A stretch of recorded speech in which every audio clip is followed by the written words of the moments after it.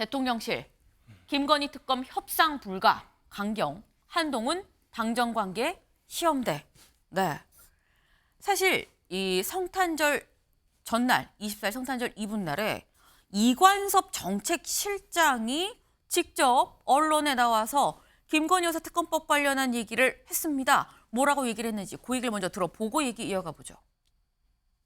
김건희 여사 주가 조작 의혹 특검, 그다음에 대장동, 이제 쌍특검, 이게 이제 처리가 될 가능성이 높지 않습니까? 아무래도 저희들 입장은 총선을 겨냥해서 어떤 흠집 내기를 위한 그런 의도로 만든 법안이 아닌가 그런 생각을 확고하게 가지고 있습니다만, 뭐 실제 28일 날 법안이 통과된다든지 또 그래서 국회에서 정부로 넘어오게 되면은 저희들이 입장을 잘 정해서 뭐 어떤 대응을 할지 고민해 보겠습니다.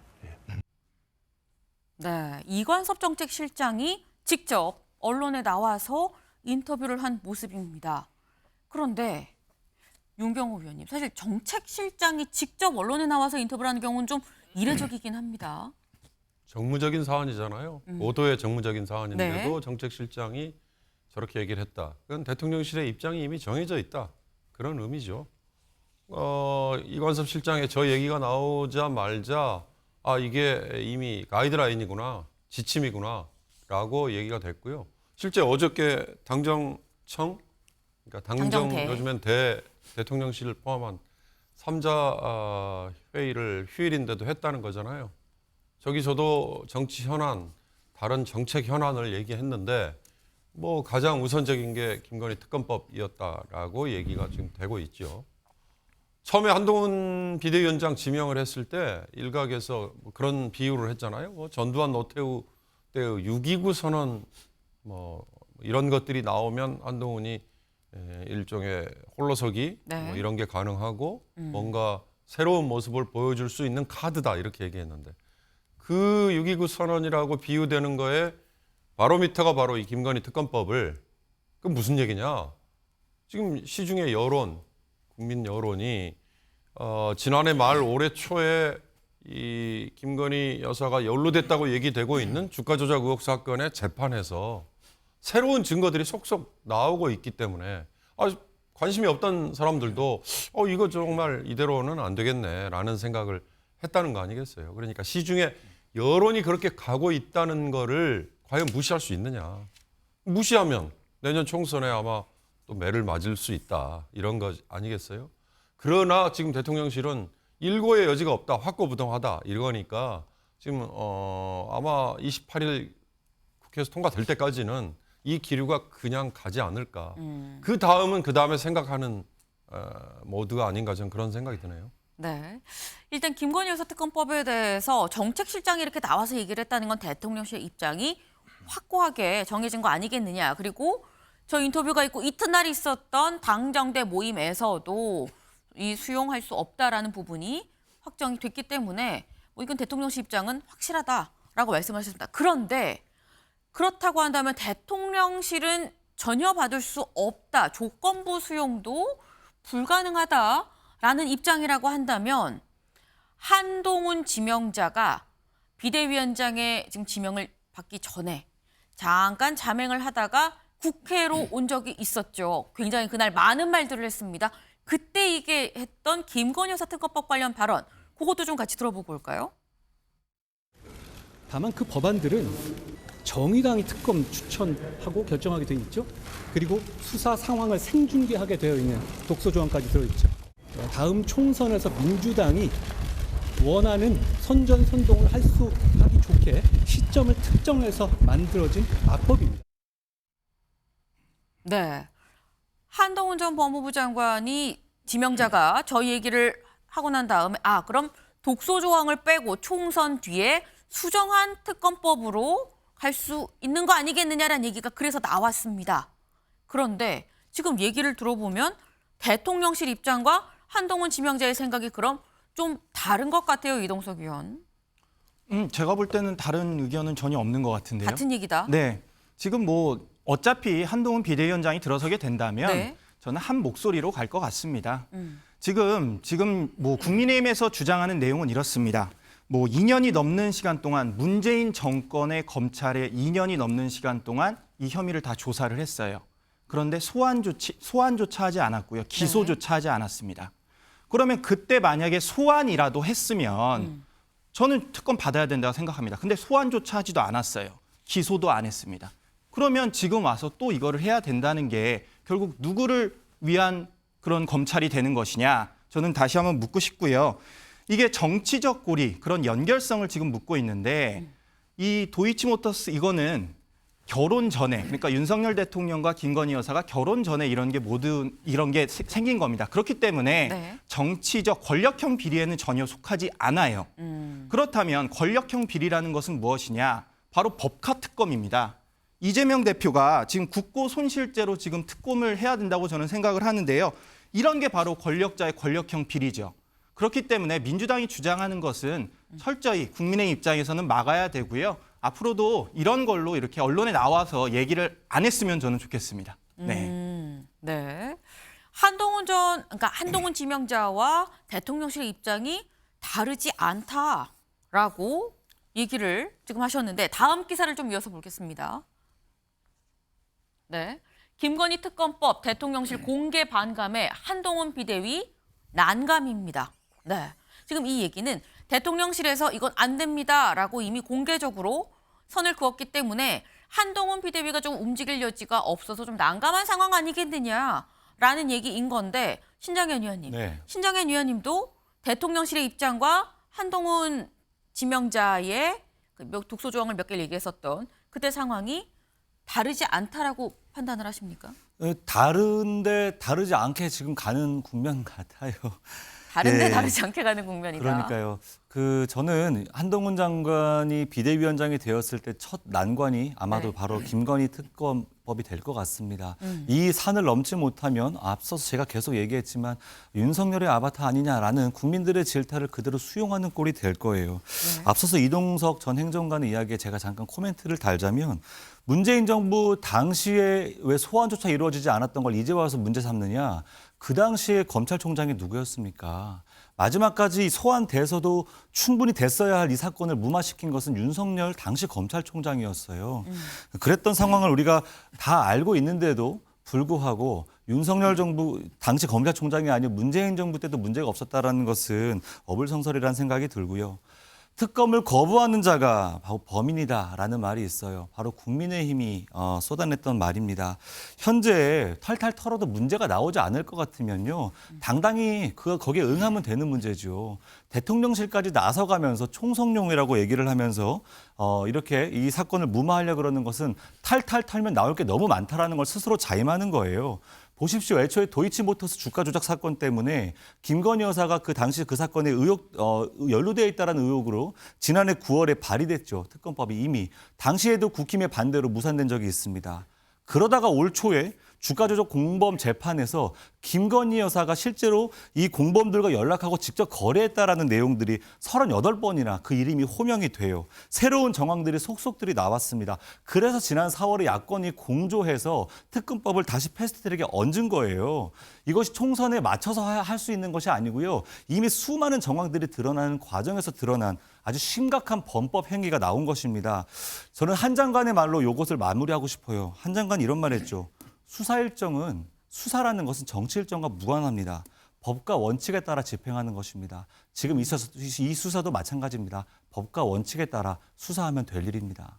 네, 특검법을 받아야 된다라는 얘기를 지금 신정현 위원님은 하신 것 같아요. 네, 다음 기사 좀 이어서 보겠습니다.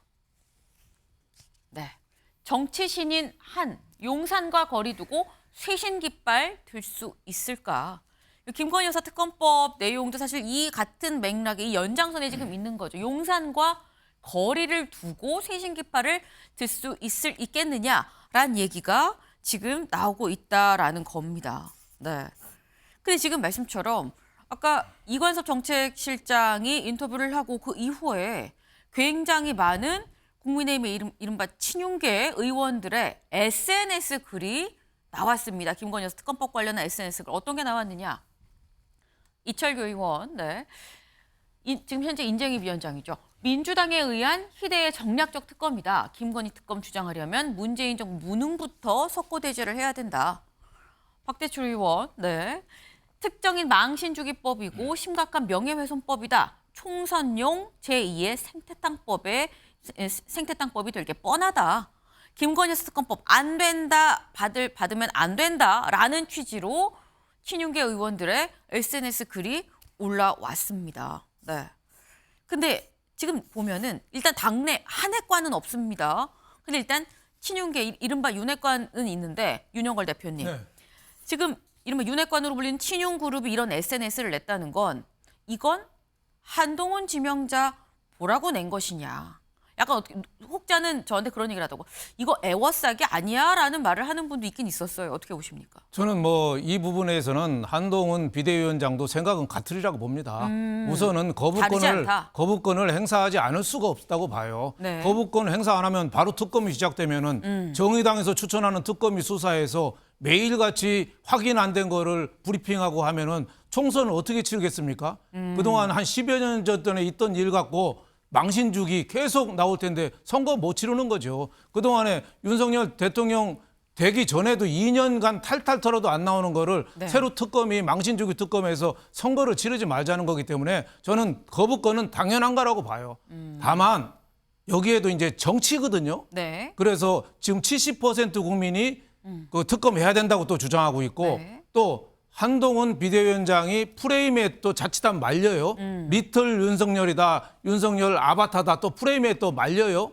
또 하나는 그 대통령 부인을 대통령이 거부권 행사한다는 게 좀 이해 충돌 문제도 좀 있어요. 네. 그렇기 때문에 일단은 거부권 행사하는 건 저는 동의하고 한동훈 장관 비대위원장도 똑같은 의견을 갖되 네. 앞으로 거부권 행사한 이후에 총선 전에 얼마든지 저는 타협은 할 수 있다. 그 타협은 뭐냐? 지금 독소조항 일부를 빼고 총선 이후에 하는 방안을 할 수 있다. 저는 그거는 뭐 개연성이죠. 정치는 생물이기 때문에 네. 누구든지 된다 안 된다 단언은 할 수 없습니다. 다만 여론의 향배가 거부권 행사 내년 초에 하지 않겠습니까? 네. 하고 나서도 여론이 너무 안 좋다 하면은 얼마든지 저는 여야가 협의는 할 수 있다. 그게 한동훈 장관의 홀로서기고 그 제자리 찾기다. 저는 이렇게 봅니다. 아, 네.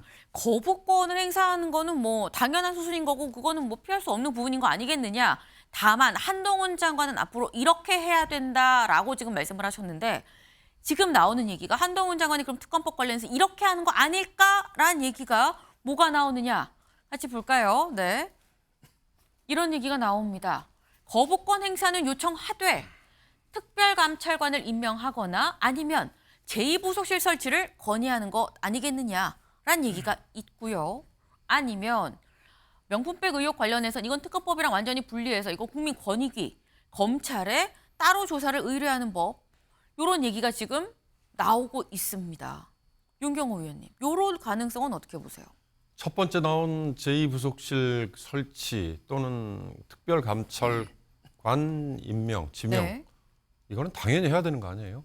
있는 제도이고 그러나 안 했던 이유가 뭘까가 오히려 더 지금 궁색해진 거 아닌가. 아, 김건희 여사에 대해서 뭔가 지적을 해야 되는 역할을 저 두 기관에서 해야 되는구나. 대통령실 안에서. 그것 때문이라면 저는 이번 이 특검법 거부와 관련해서 지금 슬쩍 좀 덜 다뤄지고 있는 것 중에 하나가 함정 보도 운운하면서 나오는 명품백 의혹 아니에요? 저는 저거에 대해서 어떤 식으로든 사과를 하지 않고 거부권 행사가 과연 가능할까? 그 아무 일도 없었던 걸로 해버리고 그냥 거부권 행사마저 해버리면 과연 그게 내년 1월 이후에 현재 국면에서 그냥 강경 일변도로만 가는 거라고 비춰지지 않을 자신이 있을까? 윤 대표님이 말씀하신 것처럼 뭔가 협상의 여지가 있다 얘기하셨는데요. 네. 이 특검법이 발의된 게 벌써 작년 9월이잖아요. 올해 4월에 패스트트랙, 흔히 말하는 신속 처리 안건에 태워졌잖아요. 네. 그 사이에 왜 그러면 정치적으로 풀려는 노력을 1도 하지 않았느냐. 이거에 대해서는 국민의힘이 아마 할 말이 없을 거예요. 그런 점에서 저는 이 명품백 의혹에 대해서 사과 내지는 뭔가 대통령실이 해명을 하지 않고 그냥 거부권 행사, 이건 아마 더 큰 화를 부를 것 같다는 생각도 들어요. 네. 지금 한동훈 법무부 장관이 혹시 이렇게 하지 않겠느냐라는 얘기가 나오는데 사실 이런 얘기가 나오는 게 이런 사안들이 다 속속이 좀 중요한 사안들이기 때문에 좀 얘기가 나오는 거 아니겠느냐. 국민들이 보고 있을 거다라는 말씀을 지금 같이 하셨거든요. 이동석 위원님. 네. 뭐 지금 뭐 거부권 행사 관련해서는 뭐 대통령실의 적절한 해명이 있을 것으로 보입니다. 왜냐하면 뭐 해명조차 하지 않으면 국민들께서는 그거에 대해서는 또 어느 정도 불만을 얘기하실 수도 있는 만큼 네. 거부권에 대해서는 해명이 적극적으로 나올 것으로 보고요. 저는 지금 시점에서는 지금 국민의힘 의원들이 이렇게 뭐 계속해서 발언을 내놓고 있지 않습니까? 하나의 목소리가 되어서 지금 거대 야당에 대한 심판을 내려야 된다고 저는 생각을 해요. 지금 민주당 같은 경우에는 뭐 지금 공천 심사, 그러니까 공천 예비 후보로 등록하기 전에 부적격 판단을 지금 하고 있어요. 지금 민주당에서 하는 이런 행보들, 지금 33%가 전과자라지 않습니까? 그런 것을 봤을 때 이재명 대표가 과연 음주운전 전력이 있는데 지금 계속해서 뭐 부적격 판단을 내린다. 저는 이거는 어불성설이라고 보고요. 민주당 역시 지금 거대 야당에 함께 하면서 국민의힘과 한 목소리로 어느 정도의 협치를 이뤄나가지 않으면 서로에게 이득이 되지 않을까 그렇게 생각을 합니다. 네. 협치를 하는 거는 뭐 여구 야구 다 중요한 부분 아니겠느냐라는 말씀을 하셨는데, 네. 일단 지금 당장 내일 모레죠. 28일 날 본회의에서 김건희 여사 특검법이 지금 통과가 예정이 돼 있는 상태입니다. 지금 과반인 민주당이 이미 통과시키겠다라고 얘기를 하고 있기 때문인 건데 이런 상황에서 어제 성탄절이었죠. 성탄절 미사에 윤 대통령이 참석을 했습니다. 그 모습 좀 같이 볼까요? 한쪽은 윤 대통령, 다른 한쪽은 윤 대통령과 김건희 여사가 같이 참석한 작년의 성탄 미사를 보고 계십니다. 작년에는 김건희 여사와 같이 동행을 했는데 올해는 본인 혼자 참모진과 함께 같이 성탄 미사에 참석을 했다라는 거예요. 아무래도 지금 이런 특검법 이런 얘기가 나오고 있는 상황에서 좀 노출을 최소화한 거 아니겠느냐라는 생각이 드는데 다음 기사를 좀 볼까요? 윤 대통령, 네, 1월 중 신년 기자회견을 검토하고 있다라는 소식입니다. 관련해서 이 기자회견에서 현안별 입장도 밝히지 않겠느냐라는 얘기가 같이 나오고 있습니다. 네. 신년 기자회견을 하게 되면 기자들의 질문이 이어질 거고요. 여기에 각종 현안별 입장도 밝히지 않을 수 없는 상황일 건데 근데 그렇다고 한다면 김건희 여사 특검법에 대해서도 언급을 할 것으로 보인다라는 겁니다. 이 얘기인 즉슨 이거는 신정현 의원님. 네. 이거는 내가 직접 밝히겠다라고 네. 약간 정면 돌파 입장이 아닌가 싶어요. 직접 밝히겠다. 그래서 김건희 네. 여사에 대한 어떤 여러 가지 의혹과 정황들을 밝히겠다. 그러면 너무 좋죠. 그리고 앞서서 명품백 수령한 이 사건에 대해서 직접 사과하겠다. 국민들의 정서에 맞지 않는 이 행위에 대해서 정말 사과하겠다. 이러면 국민들은 박수칠 겁니다. 제가 예측컨대 윤석열 대통령께서는 아마 그 자리에서 이런 발언할 겁니다. 철저한 정치 공세에 대해서는 당당히 맞서겠다. 민주당이 어떠한 말을 해도 거기에 대응하지 않고 오직 국민을 향해서 국민만 바라보고 가겠다. 근데 국민이 그런 태도에 대해서 눈살을 찌푸리는 겁니다. 정확하게 국민들이 어디에서 불편함을 갖고 국가에 대해서 이렇게 하라고 말하는지 아직도 이해를 못 하시는 것 같아요. 아마 저 예배 자리 끝나고 나서 대통령께서 이런 말씀 하셨다고 해요. 국가가 국민들에게 좋은 선물이 되도록 하겠다. 가장 좋은 선물은 국가가 상식적이고 원칙적인 그러한 기관이 되는 것입니다. 그러기 위해서는 사과하는 건 사과하고 잘못된 것들은 밝히고 공정하지 못했던 것들은 공정하게 바로잡는 것. 대통령이 하셔야 될 일은 바로 거기서부터 시작되는 것입니다. 네. 근데 지금 보면은 윤 대통령이 직접 현안에 대해서 입장을 밝힌다고 하는 게 그럼 윤영걸 대표님. 네. 아까 잠깐 나왔던 뭐 특별감찰관, 제2부속실 그 얘기도 신년 기자회견에서 나올 수 있지 않을까 하는 생각도 듭니다. 나올 가능성이 상당히 있죠. 네. 네, 김건희 여사 또 명품백 받은 거라든지 이런 얘기도 할 가능성이 있을 거예요. 아마 저는 반드시 해야 된다고 보고 물론 뭐 윤석열 대통령 입장에서는 외교라든지 뭐 국방이라든지 경제라든지 좋은 게 많은데 네. 보면은 기자들은 명품백만 물어볼 겁니다. 그 신문 또 헤드라인이 또 명품백이 또 나올 거예요. 그거 갖고 사과했다느니 뭐 나올 거예요. 그래서 좀 불편해서 여태까지 기자회견을 좀 기피한 것도 있죠. 그래서 윤 대통령이 사실은 기자회견을 가장 많이 하는 대통령이 될 줄 알았거든요. 도어 스태핑도 하고 그랬는데 네. 지금까지 딱 한 번 했어요. 예, 지난해 8월에 취임 100일 때 딱 한 번 하고 네. 여태까지 한 번도 안 했어요. 그건 좀 잘못된 거죠. 소통이라는 거는 대야당 관계 소통 또 국민들하고의 소통 두 가지가 있거든요.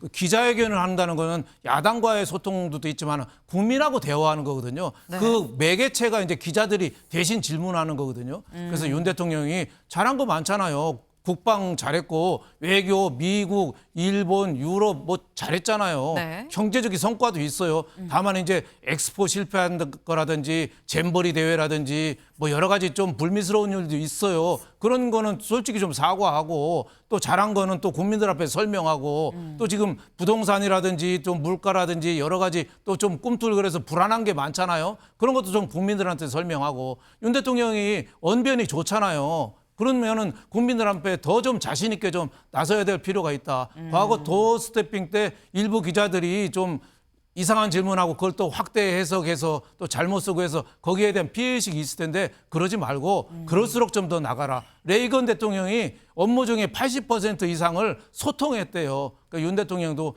연두 기자회견을 계기로 해서 좀 소통을 좀 활성화했으면 그런 생각이 좀 듭니다. 네. 지금 굉장히 많은 조언을 주셨어요. 네. 일단 신년 기자회견을 1월 중에 할 예정이라고 하니까 여기서 어떤 얘기가 나오는지 좀 같이 봐야 되겠다라는 생각이 듭니다.